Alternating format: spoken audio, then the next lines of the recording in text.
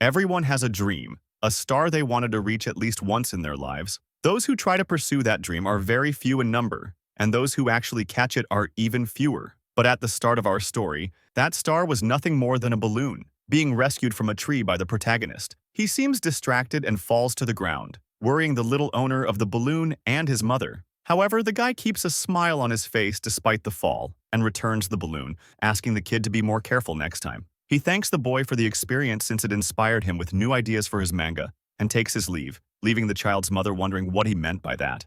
We are transported to the Shueisha building, specifically the editorial department of Weekly Shonen Jump. The person we met earlier is Teppei Sasaki, a 24-year-old guy striving to achieve his dream of becoming a mangaka in Shonen Jump. He's currently in a meeting with his editor in the meeting space next to the editorial room. To reach his dream, he has to follow a process. First win a rookie prize, then publish a one-shot, and finally get the approval to start a new series. When he was 20, he earned a runner-up prize in a rookie contest, and after that moved to Tokyo to work as an assistant for professional mangakas. He's been doing that for 4 years and still hasn't passed the approval stage to get a one-shot. He knows that if he wants his manga published, he first needs to impress the editor in front of him with his storyboard. The process starts with editors approving storyboards, which are then taken to a selection meeting, and only the best of them earn the right to be published as one-shots. Teppei has been stuck in the first step for 4 years with the same editor, but now he's certain that his storyboard won't be rejected since he took 2 entire months to refine it. However, the editor remains unfazed and drops the pages, saying that the story is terrible. Teppei is left dumbfounded, and the editor continues, saying that objectively it isn't bad, but it doesn't have anything remarkable either. Sadly, Teppei's storyboard gets rejected once again. The editor tells him that his problem is creating stories that are too ordinary. He should try to make something only he could draw. And with that, the editor finishes by saying he won't take that work to the selection meeting and prepares to leave, mentioning that he has a lot to do. But Teppei doesn't give up and begs the editor for another chance. He promises that he'll have a new 47-page storyboard ready by tomorrow. Clearly annoyed, the editor accepts, but he'll only look at it if Teppei presents his work at 1 o'clock sharp. Teppei thanks him and immediately rushes out of the building. Now at his home, he starts drawing the pages of his new manga. He's working so diligently because he wants his work to enter a selection meeting that focuses on one-shots from newcomers, which will be held in 2 days. He'll turn 25 in 3 days, right after the selection meeting, and he is starting to feel the weight of seeing his old friends with steady jobs, wondering how long he can keep chasing that star of his dreams. Morning arrives and he looks completely drained but happy for having managed to draw a new storyboard. He analyzes it, and this time, he truly believes it will pass the test. But it's already 11 a.m. and he rushes out of the house. Teppei starts running toward the train station and barely gets on his train, trying to focus on not falling asleep before getting to his stop. We go back to the Shueisha building, and Teppei thanks his editor again for the second chance. This time, Teppei notices that the reading speed of his editor is much slower, and when he finishes reading, Teppei asks how it was. The editor simply says that the story is completely empty, shattering Teppei's hopes. The editor asks what he finds interesting about his work, and Teppei, with a shaky voice, says that he tried to make the characters unique and quirky, but the editor counters by saying that his characters were so typical that even he could draw them, and asks Teppei if he has something unique, something only he could create. Teppei only says that he just wants to make something that many people could enjoy. The editor tells him that readers won't enjoy something any random person could make. He should try to create bizarre characters and topics to at least capture a niche audience. Teppei is shaking in frustration but reaffirms that he wants to create something everyone could enjoy. The editor has had enough. He stands from his chair and advises Teppei to return home if he's so determined to keep making that kind of content and get compliments for it, completely shattering Teppei's dreams. Teppei exits the building, drained of motivation and happiness. It starts raining, and he knows that buying an umbrella would cost him 5 days of his food budget. He arrives at his house and drops to the floor, his eyes completely empty. He remembers the moment he told his mom about manga school and her asking if that could actually give him a real job. The moment he got the runner-up prize in the rookie category, and a close friend of his giving him a little robot to congratulate him. The moment when he left home and started from scratch in Tokyo. Countless pages drawn, countless moments where he had to lie to his mom, pretending that everything was working out for him. He lays on the floor, defeated, just inches away from saying that he gives up. Those words are about to leave his mouth, but before he can finish, a lightning bolt strikes directly on his house, giving him the scare of his life. He notices that his microwave and fridge were hit and are now on fire. He rushes with a bucket of water to put out the flames but doesn't make it in time. and they end up melted together. Even his little robot got destroyed. He drops to the floor, wondering why that had to happen right when he was about to give up. But suddenly, a ding from the microwave startles him. He gets nervous, wondering what he was heating before the lightning, and how the microwave managed to keep working despite it. He approaches cautiously, wanting to see the reason for the sound. Upon opening the microwave, Teppei is left speechless upon seeing a volume of Shonen Jump inside. He grabs it and starts checking it. The first thing that catches his attention is the date. It says 2030, but his calendar shows it's 2020. He drops the volume in fear, thinking he's going crazy. He starts laughing maniacally, asking the melted robot if it's because of its power. But Teppei knows that's impossible. He inspects the volume to check if it's some hidden camera prank and they just made a fake cover for the magazine. He starts reading the pages and his doubts begin to fade. He doesn't recognize any of the mangas displayed inside. He closes it and takes a better look at the cover. It shows a new series called White Knight by Itsuki Aino, apparently a new artist from 10 years in the future. Teppei starts reading White Knight, and the content amazes him, bringing him back to life. Minutes pass and he stands, walking toward the door without saying a word. Upon exiting, he starts yelling at the stormy sky. He can't believe how a new story can be that perfect, to the point of making him cry with its first chapter. He trembles just by recalling its content and rushes inside his house to read it again. However, upon returning to the microwave, he notices that it's gone, and he searches his whole house for it, but finds nothing. He snaps back to reality. Of course, a time-traveling Shonen Jump doesn't exist. It was probably just a hallucination caused by his all-nighters. But even if that's the case, he can't deny the fact that White Knight is an absolute masterpiece. He rushes back to his drawing desk to start working. He only needs to put on paper what his brain just created subconsciously, the manga of his dreams. Morning arrives and he's back at the Shueisha building, exhausted from not sleeping 2 days in a row. Teppei calls his editor and asks for one more chance. If it doesn't get approved, he will quit manga entirely. The editor doesn't care since the deadline was yesterday and hangs up. Teppei doesn't give up and enters the building, but when a security guard asks for his entry pass, he starts running. He manages to reach the editorial department, surprising the editor, whose name is revealed to be Kikuse. Teppei bows in front of everyone and begs him to give a final look at his work. He starts crying, pleading for one last chance, but Kikuse has had enough and slaps his work, sending all the pages flying while yelling that Teppei has no talent and should quit. All these years, the editor had met with Teppei out of social obligation, but he can't take it anymore. He yells that it's impossible for Teppei to become a real mangaka. Suddenly, the editor-in-chief appears and starts picking up the pages. Under the surprised gazes of Teppei and Kikuse, the editor-in-chief sarcastically commends Kikuse for being able to tell who has talent and who doesn't, something he still isn't capable of, despite being in the business for 20 years. The editor-in-chief can't condone Teppei barging into the building, but is still intrigued by the reason that made him go to such extremes. Teppei starts crying, saying he has spent too much time trying to become a mangaka, and if this final work doesn't help him, he won't try anymore. Everyone remains silent in the room, and the editor-in-chief can't ignore the fact that Teppei just committed a crime. But he still decides to give the storyboard a read. After all, the manga isn't responsible for its author's actions. He even adds that he enjoyed Teppei's work in the rookie contest, surprising him. He flips through the pages under Teppei's nervous gaze, and after a couple of minutes, the editor-in-chief admits that the work can't be published in a special issue, breaking Teppei's hopes once more. Suddenly, the editor-in-chief stands, declaring that the storyboard should go straight into Shonen Jump since it's a masterpiece. Everyone in the editorial department is astonished, unable to believe that the editor-in-chief was impressed by a submission. The other editors start reading the storyboard, completely amazed by the masterpiece a rookie just created. Even Kikuse can't believe the same Teppei made such a story. Since everyone seems happy with the decision, the editor-in-chief tells another editor named Munoka to work with Teppei from that day on. Kikuse is shocked that the editor-in-chief didn't pick him for the job, but he replies that he heard Kikuse didn't want to get involved with Teppei again. Munoka greets Teppei, hoping to work together for a long time. But before Teppei can say anything, he collapses to the ground, happy to know that he has finally made his debut. A while later, Teppei decides to return to his countryside home to work on the one-shot of White Knight, having his old classmates help him with the backgrounds and screen tones. The release of the one-shot is a complete success, and Teppei stays in his countryside house to celebrate, unaware that his microwave is still producing more issues of Shonen Jump from 10 years in the future.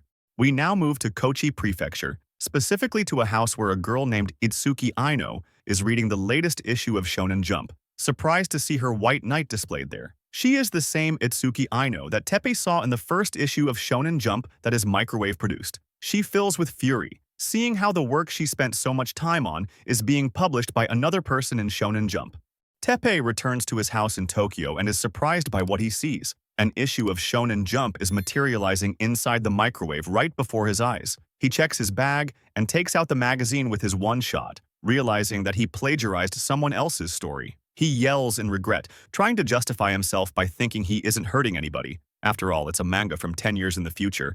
But the guilt still gnaws at him. Just then, the microwave dings again, revealing a new volume. Teppei's mind races. He wonders if he's just changed the future, since White Knight shouldn't exist anymore. But when he checks the new issue's credits, the author's name still reads Itsuki Aino. The only explanation is that the timelines have diverged ever since he picked up that first issue from the microwave. He collapses to the floor, struggling to understand why this is happening to him and what he should do next. Teppei can't help but recall his mother crying tears of joy after reading his one-shot. Kikuse, his former editor, apologizing for all the harsh things he'd said, and the heartfelt encouragement from his friend Okano. Those words feel like knives now, because none of it was his own creation. He's still the same Teppei who failed for 4 years straight. Making up his mind, he grabs a pair of scissors. It's still possible to prevent further damage and create something entirely his own. He decides he must put a stop to this, cut the microwave's power cord, and take the secret to his grave. But suddenly, his phone rings and he rushes to answer. It's Munioka, asking how his new storyboard is going. Teppei admits he hasn't finished it, but Munioka doesn't seem concerned. He simply reminds Teppei that they'll meet at 6 o'clock to discuss White Knight's serialization in Shonen Jump. Teppei had completely forgotten about the meeting. Now he has to think of an excuse for why he can't keep drawing the manga. He glares at his time machine again, but decides to destroy it later. He's already running late. Teppei and Munioka meet at a restaurant, raising their glasses to the success of White Knight's one-shot. Munioka asks again about the storyboards, and Teppei knows it's the perfect time to speak up. He apologizes, explaining that he only intended White Knight as a short story and would like to start over with a new idea. Munioka reacts instantly. Not serializing such a masterpiece, he says,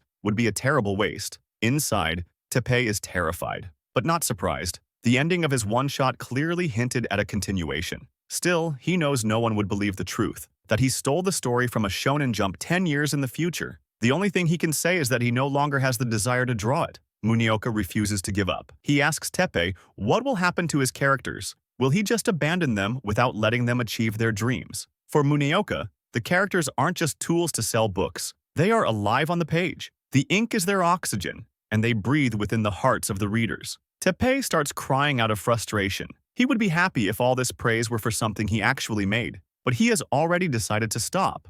Before he can respond, Munioka drops a huge bag on the table. Inside is something Teppei can hardly believe. Fan mail. Munioka confirms that they've never received so much for a one-shot. Teppei starts reading, feeling the passion and emotion of the people who read his story. Munioka continues. He might not understand what's going on in Teppei's heart, and he won't force him, but he thinks Teppei is just afraid. The choice to continue drawing is ultimately Teppei's, but no matter how long it takes, they will all be waiting for the rest of the story. Back at his house, Teppei reads through all the new issues the microwave has produced. He's stunned by what he's seeing. White Knight feels like an instant classic. Every chapter outshines the last. Every setup and reveal lands like a groundbreaking moment. After finishing them all, he lies down and cries. But now is not the time to wallow. He must start drawing. Once again, he spends the whole night working, page after page, without rest. When he finally presents the storyboard, Munioka falls out of his chair, overwhelmed by such a divine piece of work. Teppei has made his decision. He doesn't know why White Knight was sent to him from the future, but he will bear the weight of the guilt and bring the story into the world until it's complete. Leaving the building, he wonders where Itsuki Aino is now. He tries to ease his conscience by telling himself that such a genius could surely create another masterpiece. But right at that moment, a mysterious girl calls to him. She asks if he is Teppei Sasaki. He confirms, wondering who this student is. The girl introduces herself. She is Itsuki Aino, and she's glad to finally meet him. At those words, Teppei starts trembling like jelly. He realizes that standing before him is the true author of the future masterpiece, White Knight. Teppei tries to calm down, thinking she might just be another person with the same name. Itsuki doesn't waste time and shows him her storyboard of White Knight she has been working on. Teppei reads through the pages, and although it's not as polished as the version from 10 years in the future, the title and setting are almost identical. Believing his end is near, Teppei starts rambling, and Itsuki tries to make sense of his reaction. She finally speaks, thinking she now understands his words, and Teppei is terrified because he believes she just read his mind. Itsuki's expression darkens, and she begins pulling something out of her suitcase. She takes out a G-pen and points it at him, and the first thing Teppei thinks is that she wants to kill him. He begs her not to do something she will regret, but Itsuki is puzzled by his words. Teppei starts running in panic, shouting that he doesn't want her to become a murderer, while Itsuki is left standing there, bewildered. She gives chase while Teppei keeps fleeing, but he trips and crashes to the ground. Itsuki doesn't hesitate and seizes the moment to leap at him. She manages to pin him down and thrusts her G-pen toward Teppei's face, but he manages to block her. Itsuki only wants to know why he is running away, but Teppei begs her again to stop. He finally blurts out, yelling that he knows Itsuki wants to kill him and that he doesn't want to steal more of her future. These last words make her think that Teppei spied on her storyboards while she was asleep. But Teppei insists he never did anything like that, though she doesn't believe him. It would be far too much of a coincidence for him to write with the same title and story. This becomes too much for Teppei, and he admits that it all happened because of a time machine. Lightning struck his house and fused his fridge and microwave together, creating a time machine that spits out issues of Shonen Jump from 10 years in the future. Itsuki gets furious and yells at him for trying to flaunt his so-called genius with a ridiculous joke. Does he think she's an idiot? She reveals that she spent all her time shut in her room, writing the story in a countryside house in Kochi Prefecture. She asks if there is something that only he can draw. She believes it's possible they could have ended up creating the same manga by coincidence if they share the same values. But even so, there must be something only he can produce. Or perhaps there's nothing at all, and he is just an empty human being. That word was like a curse to him, something he had heard since the beginning of his journey as a mangaka. When he was in 3rd grade, he started drawing, and everything came easily since his friends loved his stories. But when he began drawing seriously in middle school, people started saying his stories were unoriginal and hollow. Even in manga school, the teachers urged him to find his own style, something only he could create. When he won the Rookie Runner-Up prize, the feedback was the same, good, but lacking originality and uniqueness. Teppei finally understands. No matter how much he tries, he will always be empty inside. Itsuki asks again why he isn't saying anything. Doesn't he have something to tell his readers? Teppei's mind races. He needs to say something only a genius could say. This is the moment for a ghostwriter to shine. He spreads his arms and yells that there's nothing. There's nothing he and only he can draw or say. But he knows that even someone as empty as him can create good manga, something everyone can enjoy. With tears in his eyes, he apologizes to Itsuki. That's the only answer he can give her, and she should stop since she still has a bright future.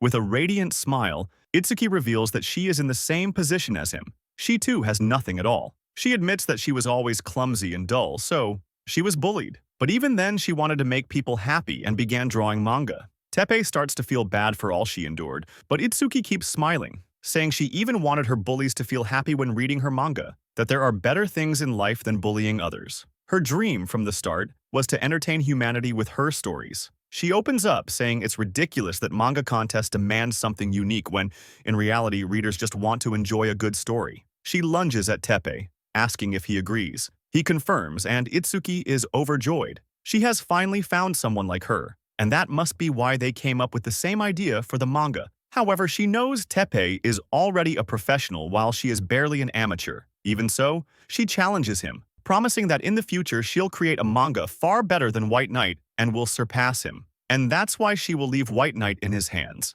So he should prepare for the day they fight for real. Saying that, Itsuki runs off while Teppei tries to stop her. He can't believe the genius Itsuki Ano just acted like a shonen hero and then ran away. But he doesn't have time to waste. His series in Shonen Jump is about to begin.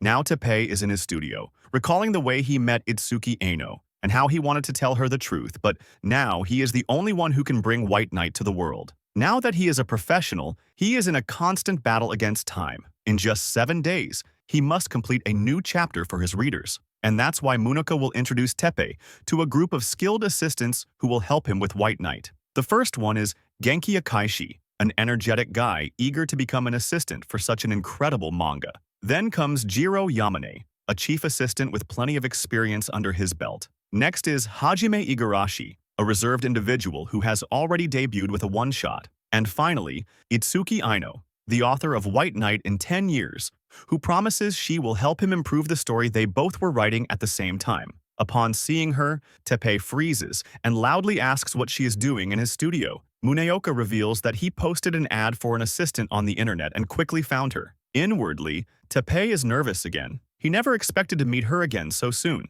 Suddenly, Jiro asks Itsuki what she meant by drawing the same manga, and she casually reveals that she was working on a story with the same title and concept as Teppei's. But Genki joins in, calling her a liar and refusing to believe someone else could create such a masterpiece. The two glare at each other with hostility, creating tension in the room as Jiro tries to calm them down. Teppei steps in and asks Itsuki if she is serious about becoming his assistant. Itsuki doesn't hesitate and confirms her wish with a proud face, unwilling to leave the only person who resembles her. But in a second, she shifts completely, her expression turning gloomy, admitting she felt frustrated upon seeing how much better Teppei's version of White Knight was. But even then, as someone who thinks like him, she feels responsible for using all her strength to support him. She wants to train under Teppei's guidance in order to create something far greater than White Knight. Genki jumps at her again, telling her to stop saying disrespectful things to Teppei, while Itsuki yells at him for being rude to her. They keep bickering, and Genki starts doubting if she's really an assistant since it seems she still goes to school. Itsuki admits she quit to move to Tokyo, worrying Teppei. Suddenly, Muneoka interrupts them, saying he'll show everyone Itsuki's work. Everyone reads through the pages, amazed by their content. Even Genki can't hide his admiration. They start calling her a prodigy, but what surprises Teppei the most is how quickly they accept her into the group. Muneoka concludes by saying that Itsuki is a future talent for Shonen Jump, and now everything is in Teppei's hands. Teppei gazes at her with some sadness. He wanted to reveal the truth, but didn't have the courage. Maybe she would have stopped drawing manga after learning it. But those thoughts vanish when Itsuki extends her hand to him, happy to work for someone like him. Teppei feels the same and decides to keep hiding the secret, knowing this way she'll keep moving toward her dream. For now, he must start working. He will handle the characters and the main portions of the scenes, while the assistants will work on the backgrounds and touch-ups. At this point, Itsuki is very good, but upon checking the future volumes, he knows how incredible she'll become in 10 years. No matter how hard he tries, all his drawings feel like cheap imitations of the original work. He gets frustrated and crumples his sketches. He sees it as disrespect toward the future Itsuki. For an instant, he considers making Itsuki draw the manga, but the idea is absurd. She would have to read the future manga and then recreate it with 10 years less experience, and she probably wouldn't want to do that. Teppei discards the thought and decides to take full responsibility. He will have to bring White Knight to life and push his art as close as possible to the real volumes.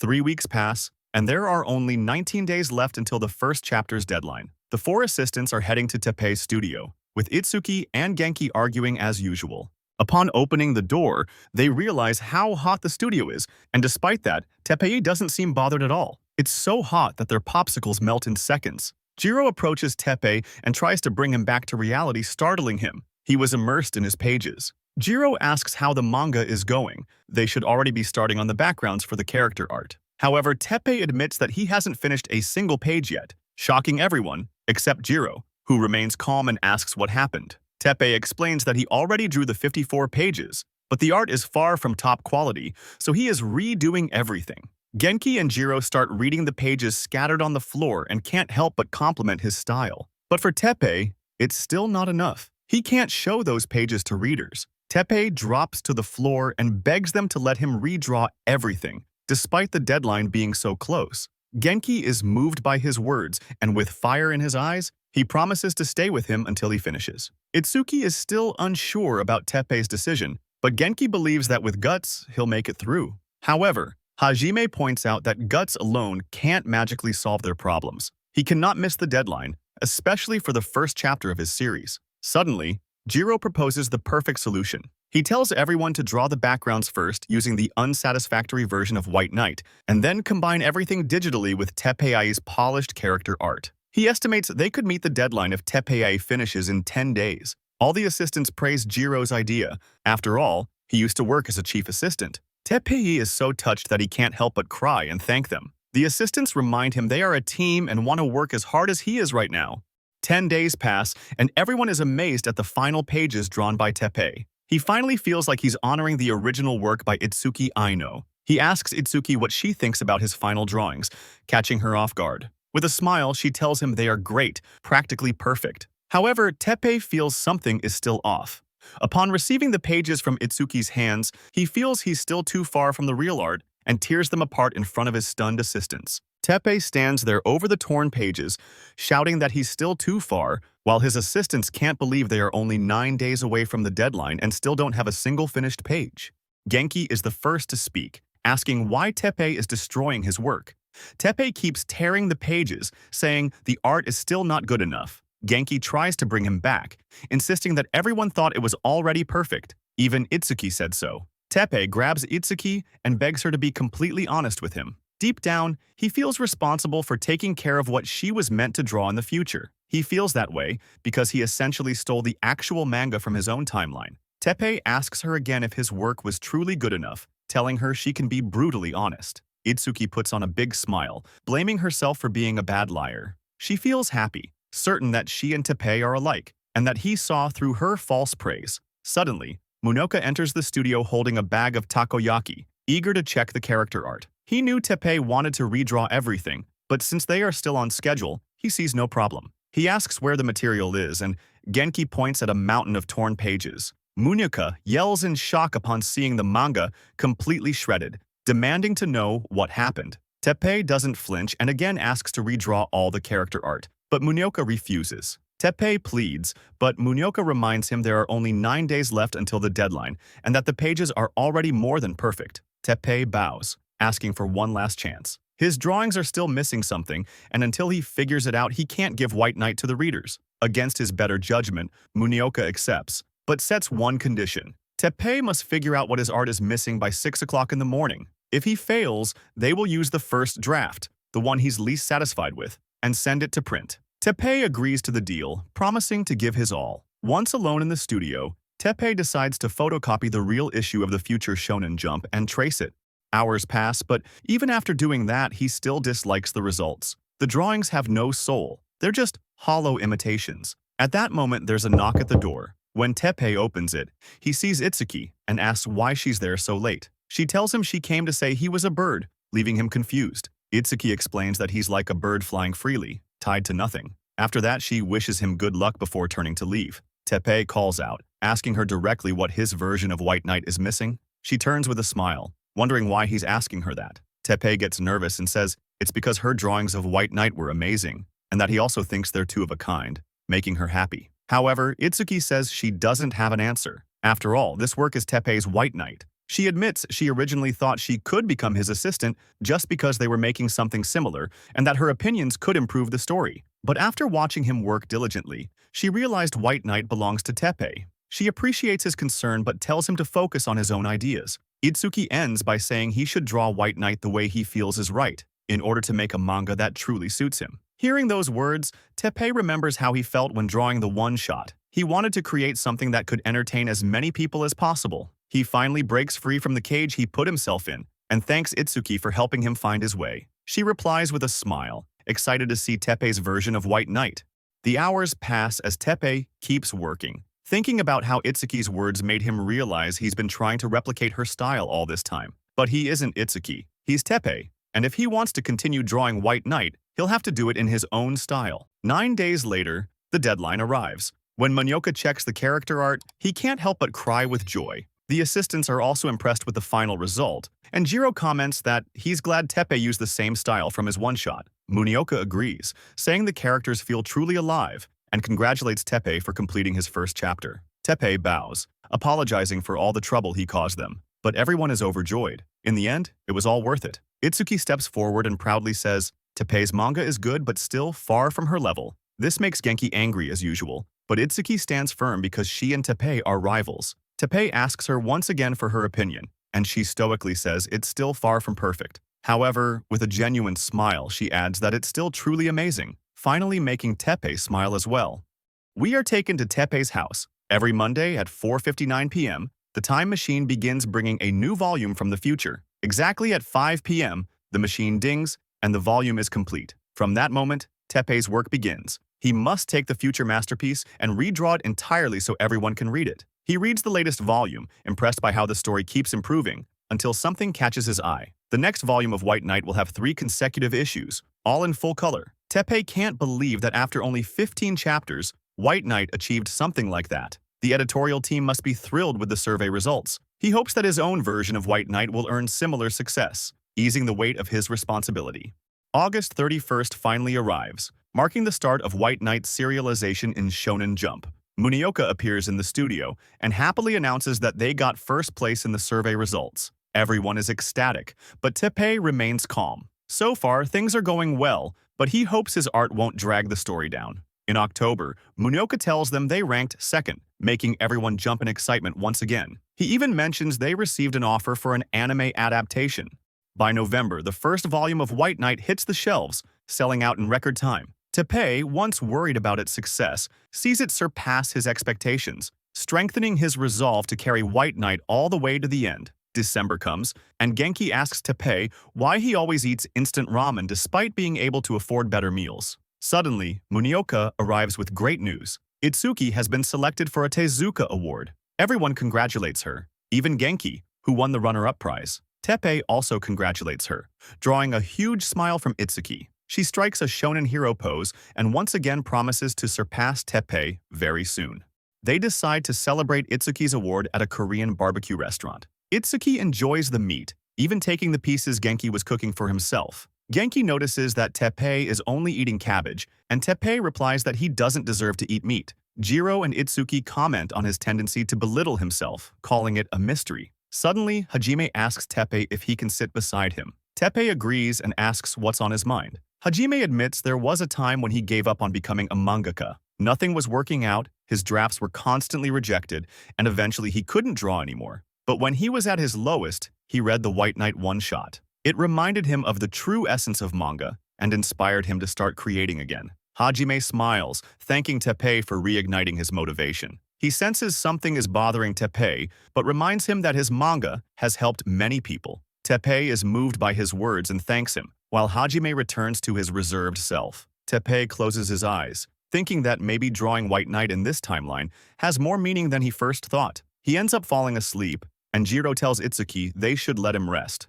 After a while, Teppei wakes and notices everyone else is sleeping, except Itsuki, who is drawing ideas on napkins. Teppei looks at her, sensing her determination. Despite winning a Tezuka Award, she's already working on new concepts. Inwardly, he apologizes, wishing he could go back in time to tell her the truth, but he knows that revealing it might make her stop drawing manga, so he can't. Itsuki notices Teppei is awake and sees him crying. Concerned, she asks what's wrong. Teppei blames the smoke from the grill, but it's not even on, and it's not pollen season either. He tells her he has something for her, something more useful to her than to himself. He hands her a sketchbook, and she's overjoyed. Now she can draw anywhere, and she promises to treasure it like a family heirloom. Teppei wishes her luck with her new draft and promises to read it once it's complete. He recalls that a Shonen Jump issue from 10 years in the future stated that White Knight was Itsuki's debut. He hopes she creates something even greater, so her dream of entertaining everyone through her manga becomes reality. Innocently, Itsuki asks if drawing a weekly manga is difficult. Teppei realizes he shouldn't let her see his stress. He must protect her dream. With a thumbs up, he tells her it's tough, but also incredibly fun. Itsuki smiles in response. The months pass, with everyone giving their all for White Knight. By April, Teppei stands before the time machine, waiting for the next issue of Shonen Jump. It's been almost a year since lightning struck his house, and at this point, the anime for the future White Knight had already been announced. He figures that if his version captures readers' hearts the same way, an anime should be announced in about 2.5 months. Suddenly, Munioka calls, happily revealing that White Knight has been confirmed for an anime series. He adds that the official announcement won't come until next year, and it will likely air in about 1.5 years, making Teppei slightly disappointed as it's longer than he expected. Still, with his art managing to charm readers, all he can do now is give his best to make it work. No matter what happens, he will draw White Knight to the very end. Then he looks at the time machine and freezes in shock. It's already 5:06 p.m. on a Monday, and the new volume still hasn't appeared.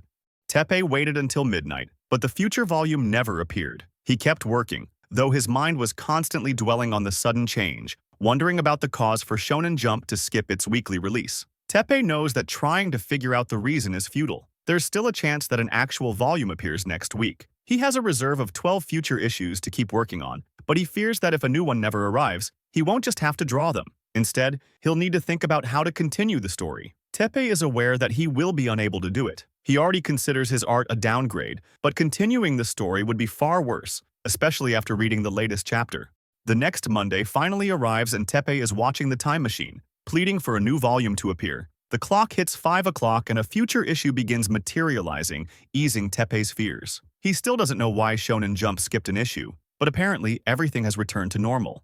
Teppei opens the Shonen Jump, and an in memoriam page appears, stating that Itsuki Aino has passed away on April 6, 2031, and the last chapter of White Knight will be the final one. Teppei freezes, trying to process what he just read. It can't be true. He's certain he's just dreaming. He breaks down, tears streaming from his eyes. There's no way Itsuki dies just like that. He yells in desperation, insisting that Itsuki is too young to die. It must be a lie.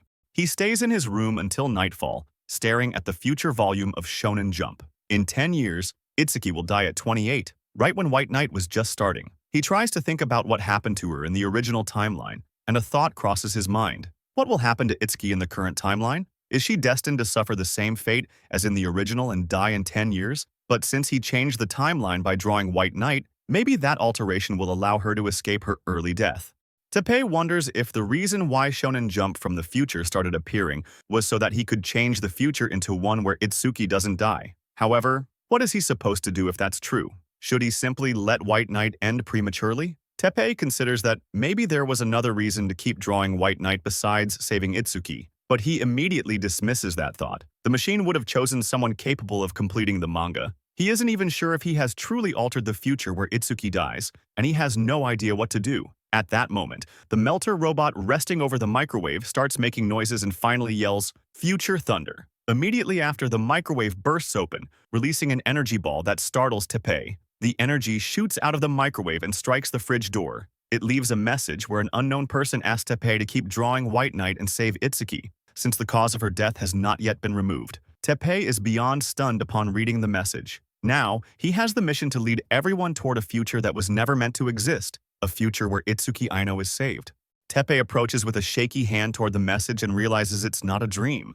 So it truly is a message from the future, and he wonders why the machine suddenly decided to change its method of communication. He questions if his voice is really reaching the other side of the machine and asks the robot if it's the one sending him the volumes of Shonen Jump from the future. The message begins altering in real time before his eyes. It twists, flickers, and finally settles again on the fridge door. This time, however, the message is simply the square root of 144, and Teppei can't figure out what that means. Maybe it can't hear him. He recalls the previous message saying that Itsuki's death hadn't been prevented yet. For some reason, Itsuki's fate is connected to drawing White Knight, and that's why they wanted someone else to create it instead. But still, what exactly is he supposed to accomplish just by drawing White Knight? The message morphs again, and now it states that Itsuki will begin a new series and he must keep drawing White Knight in order to defeat her. But if Teppei loses, Itsuki will die. He doesn't understand. Why would he need to defeat her while working on White Knight? He yells that there must be people far more talented than him. So, why was he chosen?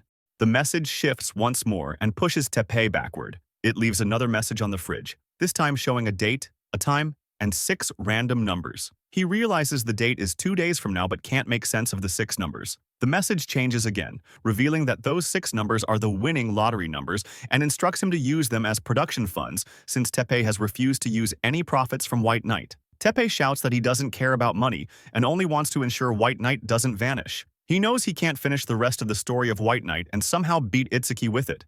He pleads with the unknown person to tell him if there isn't another way to save her. Teppei wants to know who that person is and why he was chosen. The message changes one last time, displaying a smiling face, and then simply disappears. Teppei lunges at the fridge, begging it to wait since he still has countless questions. But this time, there's no reply.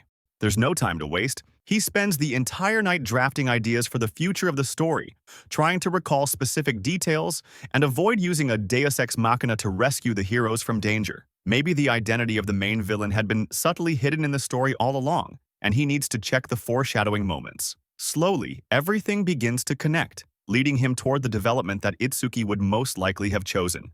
We move to a meeting being wrapped up by Muneoka about the anime project for White Knight. He mentions that he has never had any complaints about Teppei's storyboards, as they are perfect right from the start. His expression shifts to concern, asking Teppei if he's all right. Teppei looks completely stoic, his eyes empty. Without saying much, he hands Muneoka a compilation of completed storyboards, surprising him. He can hardly believe Teppei has already drawn this much. Muneoka is overjoyed with Teppei's work. The story is reaching new heights now with the awakening of the villain's powers. Teppei starts pulling something out of his bag. It is the storyboard for the 46th chapter of White Knight, but this time, it's an original chapter made entirely by him. Teppei analyzed the 45th and final chapter created by Itsuki Aino, where the hero awakened his powers to defeat the space-time ghost. But at the last moment, the ghost also awakened its own abilities. Compared to previous enemies, this one was entirely different, and it left the story at a major peak. That's why Teppei wants to see if his own version can do justice to the story Itsuki left unfinished. Munoka reads the pages, and for the first time prepares to give feedback. He says he's not sure about some details, increasing the weight of responsibility on Teppei's shoulders. Munoka thinks the chapter needs some rewriting, and Teppei almost jumps from his chair, asking what part wasn't good. Munoka admits that it's fine, but it lacks that extra push to truly surprise the reader. With a smile, he tells Teppei not to worry. Now there's still plenty of time and he should take a break. Sometimes mangakas go through periods where ideas don't flow, but it passes. With those words, Teppei finally leaves, thanking him for the advice. Back in his studio, Teppei can't shake the feeling that his attempt wasn't good enough. He had tried to analyze every chapter carefully to predict the character's future. Yet, even with all that effort, he fell short compared to the future Itsuki, and the only thing he can do now is improve. Otherwise, the future where Itsuki dies in 10 years won't be avoided. For a brief moment, he wonders if everything he saw was really a message from the future. He remembers the lottery numbers and decides to check the results. As expected, the message was entirely correct, proving it truly came from the future. He tries to think of what might have caused her death, but at this point, he knows what he must do. Suddenly, Itsuki appears beside him, asking if everything is all right. He replies that nothing's wrong. Itsuki asks for some advice, since she feels something is off about her rough draft. With surprising ease, Teppei explains how to align the perspective of the background with the character art. She's thrilled, thanking him for helping her understand. She begins praising him, and Jiro joins in, but Teppei remains modest, saying he learned a lot from his mentor when working as his assistant. Genki casually asks who his mentor was, and Teppei replies that it was Nanashino, surprising everyone. Genki and Itsuki can't believe his mentor was the creator of Vitamin Man, a comedy manga where the hero fights using the power of vitamins. After a while, Teppei thanks everyone for their help. As they leave, Itsuki drops her sketchbook. Upon opening it, Teppei sees the title of her new manga, exactly the same as the one the future message mentioned. Itsuki rushes to retrieve it, telling him not to look and asks if he will read it once the storyboard is complete. He promises he will. Very late into the night, Teppei is still working on chapter 46, which has a deadline of 7 weeks, but he knows that's nothing. He'll have to keep creating new chapters after that. Suddenly, his inner voice tells him to give up, saying he will never surpass a genius like Itsuki. Teppei knows that, but he must bring White Knight into the world and change the future where she dies. His inner voice counters, asking if he thinks he's God just because he wants to change the future. Teppei jumps from his seat and yells for it to shut up, realizing he has only been talking to his own shadow. He returns to work, knowing that to save her, the only thing he can do is keep drawing. Half a year passes, and Itsuki wins the opportunity to turn her manga anima into a series. With that in mind, Teppei knows he must outdo her anima with his White Knight. Itsuki thanks him for everything, and now that they are on the same level, the game begins. They promise each other not to let the other win. They shake hands, marking the starting point for Teppei to change the future. We move to a distant past, when a young Itsuki greets an old man in a park and sits next to him, reading the manga he was selling. The old man asks if she's enjoying her reading, and with a smile, she replies that she loves the stories. He eventually tells her that he used to be a mangaka, but is now retired. Smiling, she says that in the future she wants to be a mangaka whose stories can entertain the whole world. Seeing her expression, the old man remembers something important for the first time in years. With a faint smile, he tells Itsuki that he once had the same dream, but couldn't achieve it. Even so, he had a good life and hopes she will find a way to fulfill her dreams. But one day, he disappeared. He left her his entire manga collection and even gave her a small robot toy as a lucky charm, the same kind of robot Teppei had in his time machine. She began drawing in pursuit of her dream, and without realizing it, several years passed. At one point, she thought she had finally created something everyone would enjoy. However, she knew she couldn't stop there and discarded her work, aiming to go even higher. She felt like too much of her personality was leaking into the story, but all she wanted was to create the best manga possible, even if it contained nothing of herself. And then we arrive at the day Itsuki saw White Knight in Shonen Jump. For a moment, she thought someone had stolen her drafts, but that was absurd. The White Knight in the magazine was far better than anything she had been drawing. It was her ideal manga, the purest example of a shonen story. From that moment, She knew her own version of White Knight was nothing compared to that incredible work. However, seeing that someone else had almost the same idea for a story made her think that she too could draw her ideal manga. That's how she began working with Teppei for months, until one day she received a call congratulating her on getting her manga anime turned into a series. Munioka was the one who gave her the news, and now she was ready to create a manga that everyone could enjoy, one even better than White Knight.